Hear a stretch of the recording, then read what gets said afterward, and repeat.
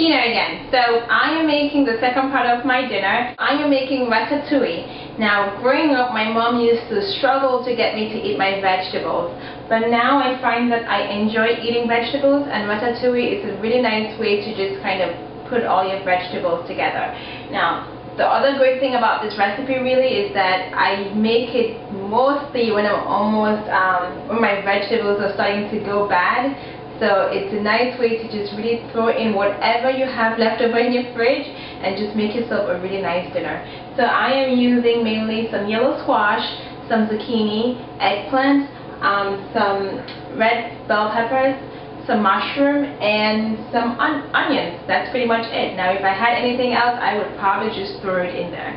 This is not the traditional ratatouille. This is just the way a friend showed me, and I've just really stuck by it. And I really enjoy it. It's a really easy way to incorporate vegetables into your diet. So I hope you like this recipe.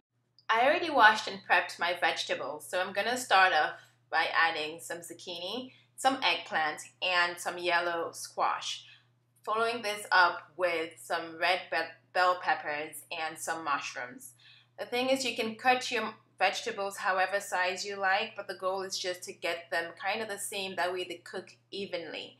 I'm also using some red and white onions, and I'm using the red onions because I like the sweet taste that they give off to the recipe as they roast. To this, you just want to add a little bit of olive oil.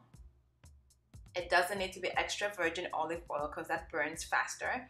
And then some salt to taste, as well as some black pepper.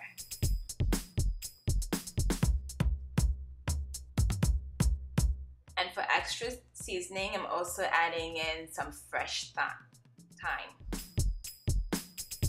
Want to mix this up, make sure all the vegetables are well coated in the salt, pepper, thyme, and olive oil. Then we just transfer this to an aluminum lined tray and spread it out on the tray in one layer. If you spread it too tight, then what happens is that the vegetables end up steaming. So you just want to have a nice single layer of the vegetables spread out.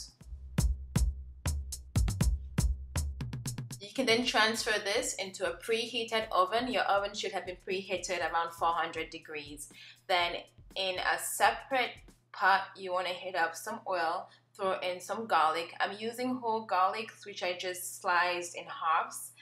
Don't worry about biting into it because this garlic is going to cook really nicely. So you just want to cook it until it gets golden brown like so, and just keep cooking it, and then add in your chopped fresh tomatoes.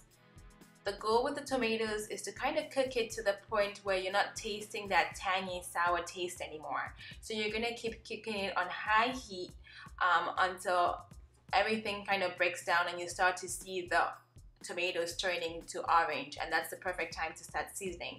So you add in some ground ginger, some salt, and some black pepper. And then just mix it nicely and let it continue to cook on high heat.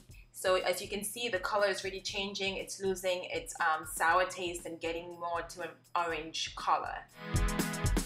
In the meantime, my vegetables had cooked. I had gone in once and stirred them, and after about 20 to 30 minutes took them out, and that's what they looked like.